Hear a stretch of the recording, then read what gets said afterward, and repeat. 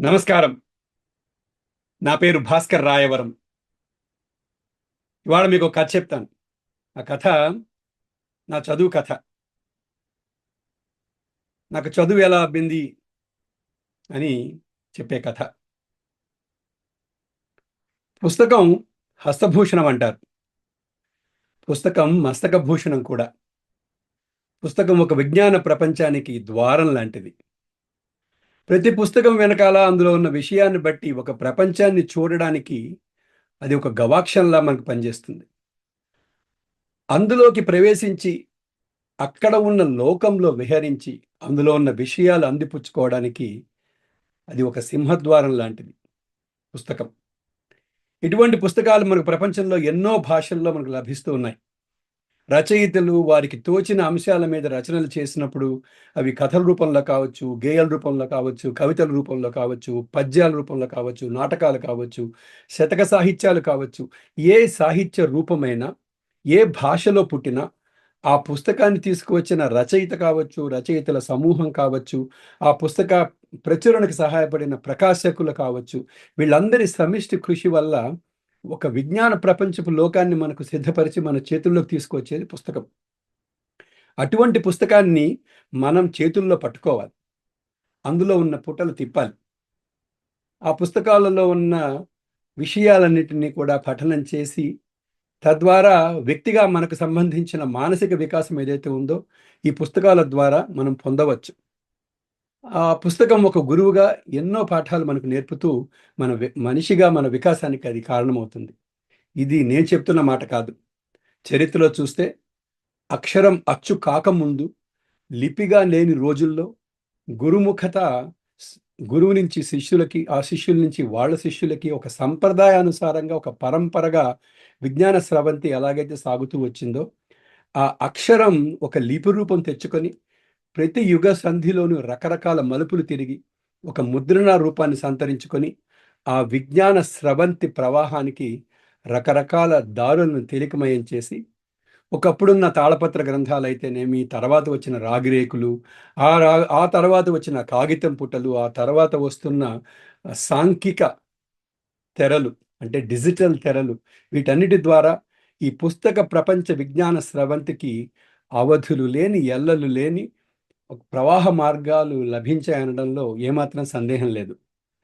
ఆ పరంగా ఒక పుస్తకాన్ని చదవడానికి, ఆ పుస్తకంలో ఉన్న అనేకమైన విజ్ఞాన విషయాలని సముపార్జన చేయడానికి, గ్రహించడానికి, అందులో ఉన్న విజ్ఞానాన్ని సర్వస్వం మనం పొందడానికి ఎన్నడూ లేనన్ని రాచమార్గాలు మనకు ఈ ఆధునిక యుగంలో సిద్ధంగా ఉన్నాయి. కాకపోతే అటువంటి మహత్తరమైన అక్షర ప్రస్థానం, పుస్తక ప్రస్థానం ఏదైతే ప్రగతి పథంలో సాగుతుందో, ఆ పుస్తక పఠనం లేదా చదవడం అనే విషయం ఏదైతే ఉన్నదో, అది తిరోగమనంలో ఉంది అనడానికి ఏమాత్రం సందేహం లేదు. దానికి కారణం ఏమిటో తెలుసుకోవడానికి ముందుగా నా కథ ఒకటి వ్యక్తిగతమైన విషయాలు నా కథలో కొన్ని మీకు చెప్తాను.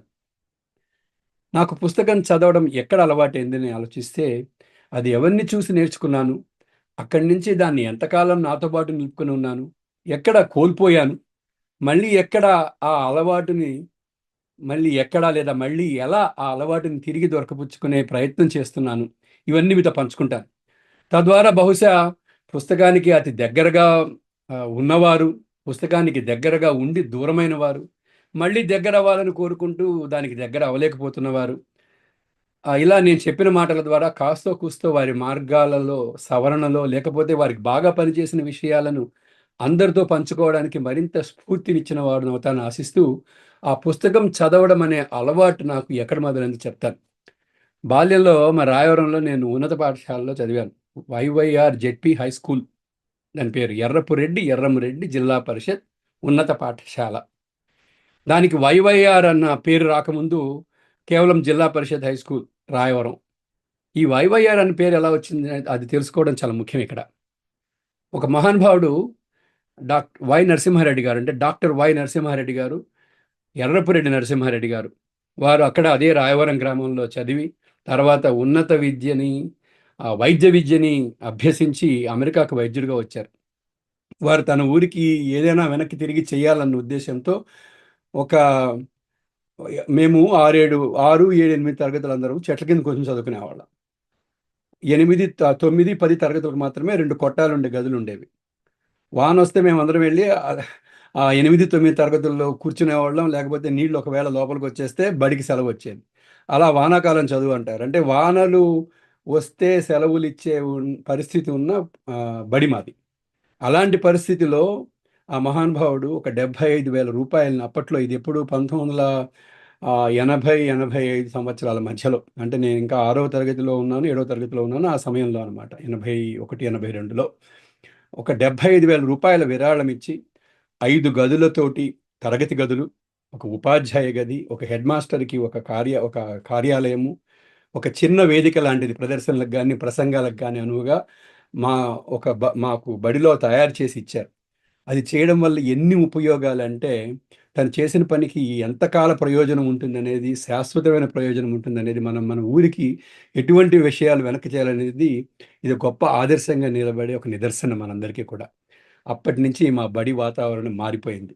పిల్లలు బడిలో ఎక్కువ కాలం కూర్చొని పుస్తకాలతో గడపడానికి అవకాశం వచ్చింది.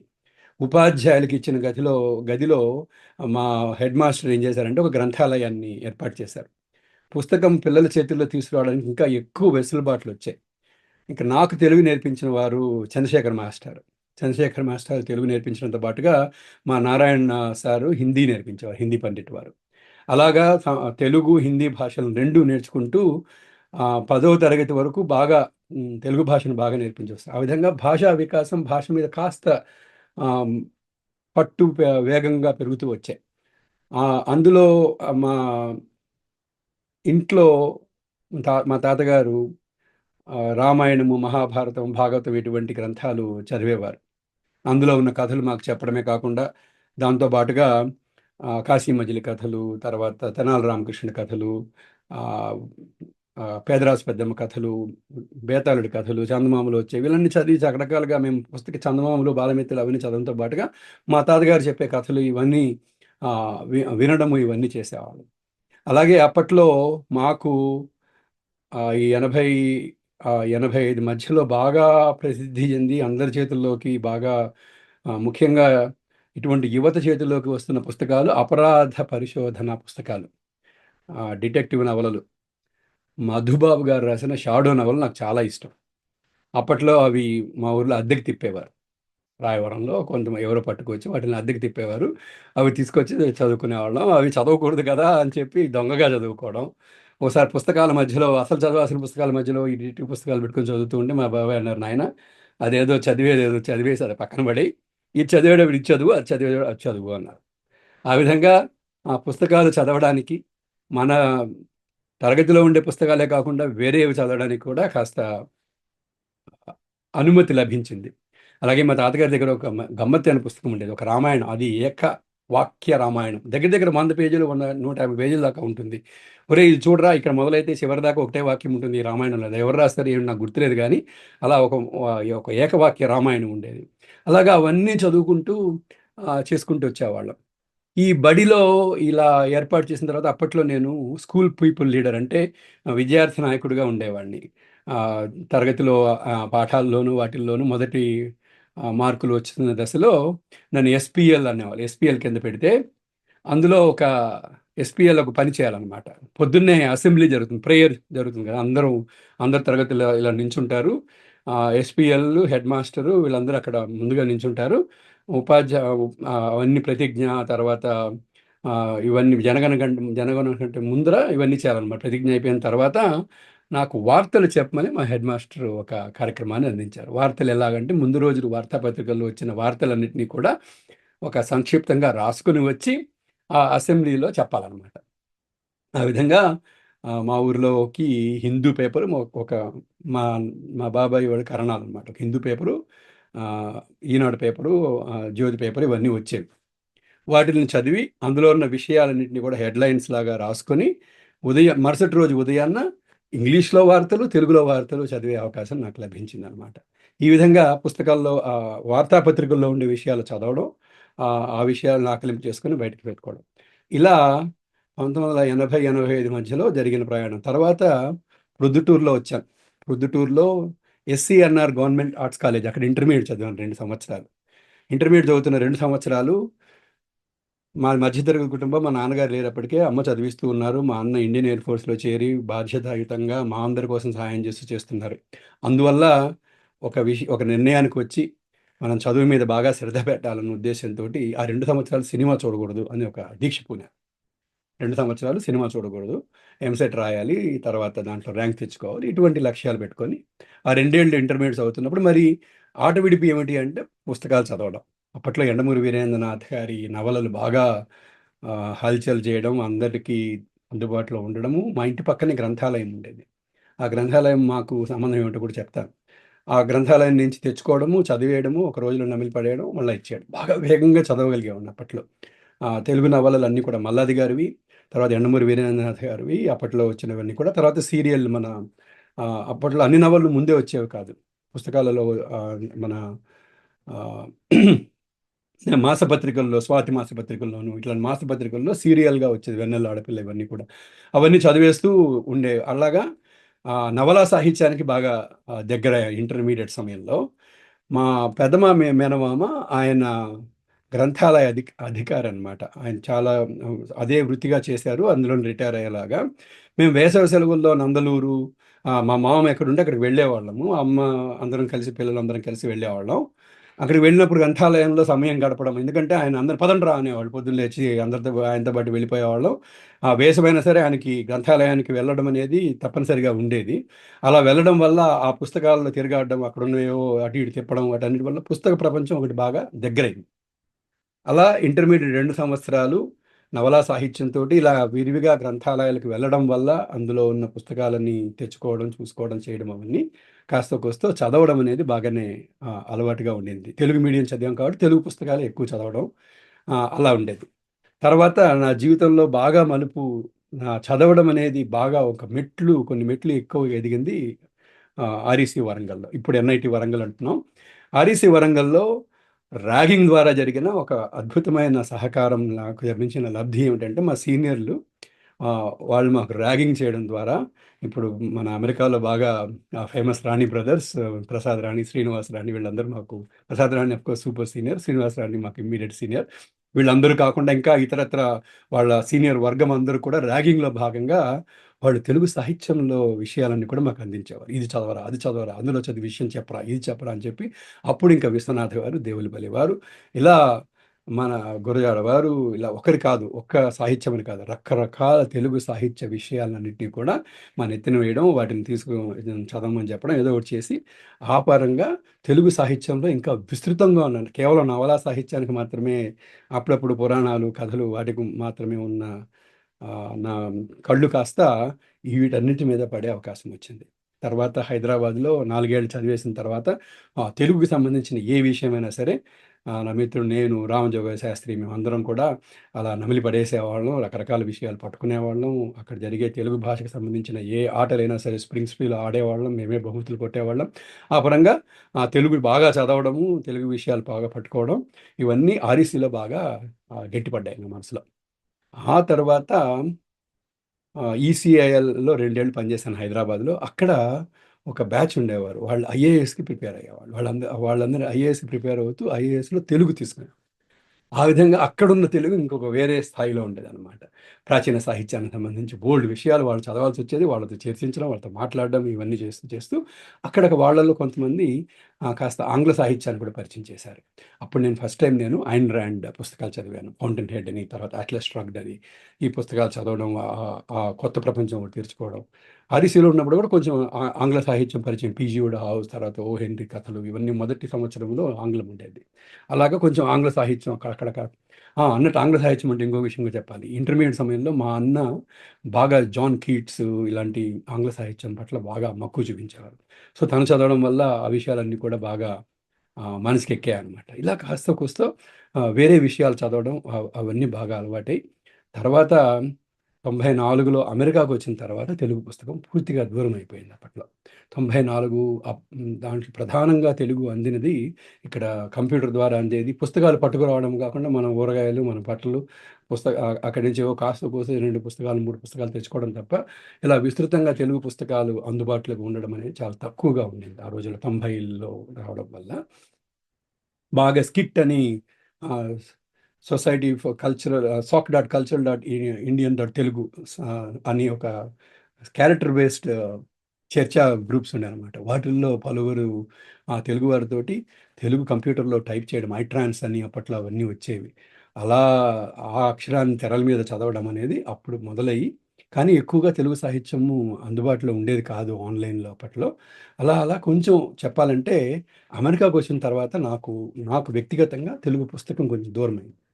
అది పట్టుకోవడానికి మళ్ళీ రకరకాల విన్యాసాలు, జీవితం వెనకాల పరుగులు, ఆహ్, ఈ కంప్యూటర్ యుగంలోను బోలెడు స్టార్టప్‌లకు పనిచేయడం, వీటన్నిటిలో రకరకాల వ్యవహారాల్లో పడడం వల్ల తెలుగు కథని, తెలుగు పుస్తకాన్ని, తెలుగు సాహిత్యాన్ని కొంచెం దూరమైన తర్వాత మళ్ళీ 2000 ఇక్కడ 2000 నుంచి టెక్సాస్‌లో, డాలస్‌లో ఏరియాలో ఉంటున్నాను. ఇక్కడ 10టెక్స్‌లో విషయాలు చూడడం, అక్కడ కొంతమంది ఆహ్, కవులతోటి, ఇక్కడ ఉన్న రచయితలతోటి చేయడం ఇవన్నీ కూడాను.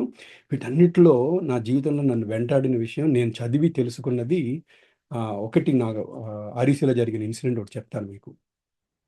తెలుగు సాహిత్యంలో ఉన్న విషయం నన్ను ఎంత ప్రభావితం చేసింది చదవడం వల్ల అనేదానికి, అందులో దేవరకొండ బాలగంగాధర తిలక్ వారి 'అమృతం కురిసిన రాతిలో' 'ఖాయ్ రాజా ఖాయ్' అని ఒక కవిత్వం ఉన్నది. ఆ పుస్తకం గురించి నాకు తెలీదు. నేను బీటెక్ ఫైనల్ ఇయర్‌లో ఉన్నాను. అప్పట్లో గేట్ రాశాను, క్యాట్ రాశాను, అవేమి రాలే. తర్వాత మొట్టమొదటి క్యాంపస్ ఇంటర్వ్యూ అటెండ్ అయ్యాను, అది కూడా రాలే. ఇంకేమిట్రా జీవితం ఇలా ఈ చదివాము ఏం రావట్లేదు అని చెప్పి చాలా నిరాశలో ఉంటే, ఆ రోజు రాత్రి మా అన్న కూర్చొని నాతో మాట్లాడి ఈ పుస్తకం చేతిలో పెట్టాడు. అమృతం నిజంగానే ఆ రోజు రాత్రి అమృతం కురిసింది నా జీవితంలో. అందులో ఈ ఈ కవిత చదవరా అన్నాడు. అది 'కాయ్ రాజా కాయ్' కాస్తే ఉంది చూస్తే లేదు అని. అందులో జీవితంలో ఎలా ఒక క్షణంలో మన అదృష్టం మారిపోతుంది. ఎంతమందికి కావాల్సిన సమయంలో జోకర్ పడలేదు. కానీ వాళ్ళు ఆడుతూనే ఉన్నారు. అలా ఆడుతూ ఉంటే వాళ్ళు నడిచే దారిలో ఎప్పుడూ నక్షత్రాలు మోకరిల్లి ధూళి చల్లుతాయి, నక్షత్ర ధూళి చల్లుతాయి. ఇలాంటి చాలా స్ఫూర్తిదాయకమైన మాటలు అందులో ఉన్నాయన్నమాట. అది చదవడం వల్ల మళ్ళీ నేను నా జీవితంలో ఇప్పుడు ఏదైతే బి+ అని తిరుగుతున్నానో ఆ విషయం అప్పుడు అలవాటై దాన్ని అంటే అది పట్టుకోగలిగి అక్కడి నుంచి మళ్ళీ ముందుకెళ్ళగలిగాను నా జీవితంలో. అలాగా మళ్ళీ ఇక్కడికొచ్చిన తర్వాత డాలస్‌లో 10టెక్స్ ద్వారా అయితేనేమి, ఇంకా ఇక్కడ జరుగుతున్న నెలల తెలుగు వెన్నెల కార్యక్రమాలయితేనేమి, వీటి ద్వారా మళ్ళీ ఇక్కడ సాహిత్య చర్చలు, పుస్తకాల గురించి చర్చలు, వాటి మీద కవితల గురించి, పద్యాల గురించి అలా కాస్త మళ్ళీ ఆ ఒరవడిలో పడడం మొదలైంది. అలా పోగొట్టుకున్న తెలుగు పుస్తక పఠనం అనేది మళ్ళీ కాస్త కోస్తో దగ్గరవ్వడం మొదలెట్టింది. 2007లో నా మనబడి ప్రయాణం మొదలై, మనబడి కోసమని, మనబడిలో పుస్తకాలు తయారు చేయడంలోనైతేనేమి, ఇక్కడ వాళ్ళ పిల్లలకి పలు విషయాలు చెప్పడం కోసమైతేనేమి, ఎన్నో విషయాలు చదవవలసి వచ్చింది, ఎన్నో విషయాలు నేర్చుకోవాల్సి వచ్చింది. అలాగా మళ్ళీ పుస్తక పఠనం మరింత దగ్గరవుతూ వచ్చింది. పిల్లలకి చెప్పాలి కాబట్టి మనం దాన్ని ఆదర్శంగా తీసుకోవడం కోసం బోలెడు పుస్తకాలు కొనడం, చదవడం. అలాగే నా చదువు కథలో ఇంకొక ముఖ్యమైన భాగం రేడియో. రేడియో కోసం 2007లో మొదలైంది. అప్పటిదాకా 10టెక్స్ రేడియో, గానసుధ తెగ వినేవాడిని. ఒక రోజున అనూహ్యంగా రామాదేవరాజు గారు గానసుధ రేడియోకి వ్యాఖ్యాత వారు, అప్పట్లో ఒక బ్రహ్మాండమైన జట్టు నడిపించేవారు. భాస్కర్ వచ్చి రేడియో చేయవచ్చు కదా, ఎప్పుడు ఆసక్తికరమైన ప్రశ్న అడుగుతూ ఉంటావని. అలా 2007లో నా రేడియో ప్రయాణం మొదలై, రేడియో చేయడం కోసం, రేడియోలో మాట సరిగా ఉండడం కోసం, రేడియోలో చెప్పవలసిన విషయాల గురించి, సాహిత్యపరమైన విషయాలైతేనేమి, సంగీతపరమైన విషయాలైతేనేమి, సంగీతంలో తెలుగు సినిమా పాట వెనుక ఉన్న విషయాల లోతులు తెలుసుకోవడంలో ఎన్నో పుస్తకాలని, ఎన్నో సాహిత్య అంశాలని తరచి చూసే అవకాశం, తద్వారా ఎన్నో నేర్చుకునే అవకాశం. నా చదువు కథలో చాలా ముఖ్యమైన ఘట్టంగా నా రేడియో ప్రయాణం 2007లో మొదలై, అప్పటి నుంచి తర్వాత అప్పుడప్పుడు యువ రేడియోలోను కేసీ చేకూరి చేసిన దాంట్లో, తర్వాత రాజేశ్వరి గారు మొదలుపెట్టిన రేడియో సురభిలో, ఇప్పుడు 24 గంటల పాటు నడిచే తెలుగు విజ్ఞాన స్రవంతి, తొట్టతెలి తెలుగు రేడియో 24 గంటల పాటు సాగేది. అందులో ఒక వ్యాఖ్యాతగా ఉండడమే కాకుండా వారాంతాలు మాత్రమే జరిగే సమయంలో కూడా ఆ జట్టులో భాగమై రేడియో సురభి ద్వారా డాలస్‌లోనే కాకుండా ప్రపంచవ్యాప్తంగా ఉన్న తెలుగు వారందరికీ కూడా మంచి మంచి కార్యక్రమాలు అందించడం కోసం ఎన్నో విషయాలు చదువుతూ, అలాగా చదవడం అనేది నా చదువు కథలో రేడియోలో వ్యాఖ్యాతగా ఉండడం, తద్వారా ఎన్నో విషయాలు నేర్చుకోవడానికి, పలు విషయాలు చదివే అవకాశం కూడా రావడం నా చదువు కథలో ఒక ముఖ్యమైన భాగం. అలాగే 2004లో నేను ఎంబీఏ చేశాను, ఈఎంబీఏ ఫ్రమ్ యూటీ డాలస్. అప్పుడు ఈఎంబీఏ కోసం అని బోర్డు పుస్తకాలు మళ్ళీ చదవడం. అవి ఈఎంబీఏ 2004-6 కాబట్టి ఎక్కువగా ఆన్లైన్ ఉండేది కాదు, పుస్తకాలు ఇచ్చేవారు, ఆ పుస్తకాలు చదవడం, కేస్ స్టడీస్ చదవడము. అలాగా ఎక్కువ చదవవలసి వచ్చింది, ఎందుకంటే ఈఎంబీఏ చేయాలి, అది చాలా ఖర్చుతో కూడిన వ్యవహారం, చాలా శ్రమతో కూడిన వ్యవహారం. అందువల్ల చాలా చాలా పుస్తకాలు చదివే అలవాటు అయిపోయింది. 2004 నుంచి 2006 వరకు నేను వ్యక్తిగతంగా ఎన్నో విషయాలు చదవడం, బాగా ఇంకా వేగంగా చదవడము, అలాగే చదివిన విషయాలు బాగా ఆకలింపు చేసుకోవడం, అవన్నీ ఆంగ్లంలో అయినా సరే సరే మంచి చదివే అలవాటు మళ్ళీ గట్టిపడింది నాలో.